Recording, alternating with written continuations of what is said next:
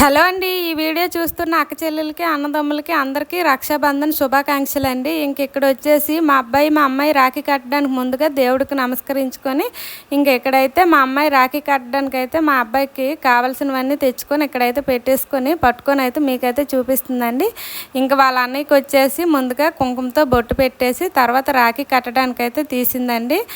ఈ రాఖీ కట్టడానికి తను చాలా చిన్నది కదా, అందుకని చెప్పేసి నేనే తన చేతితో పట్టుకొని కట్టించానండి. తనైతే ముడి వేసి కట్టలేదు కదా, అందుకని చెప్పి నేనే కట్టేశాను. ఇంకైతే వాళ్ళ చెల్లి రాఖీ కట్టగానే గిఫ్ట్ ఎప్పుడు ఇద్దామని చెప్పి వాళ్ళ అన్నయ్య అయితే ప్యాకెట్ పట్టుకొని రెడీగా ఉన్నాడు. కట్టిన రాఖీకి బొట్టు పెట్టేసి వాళ్ళ అన్నయ్యకి అక్షంతలు ఇచ్చి ఆశీర్వదించమంటే వాళ్ళ అన్నయ్య కాలుకి అయితే తెగ మొక్కేస్తుంది. మొక్కేశాక వాళ్ళ అన్నయ్యకి స్వీట్ తినిపించింది. వాడు కూడా వాళ్ళ చెల్లికి అయితే స్వీట్ అయితే తినిపించాడండి.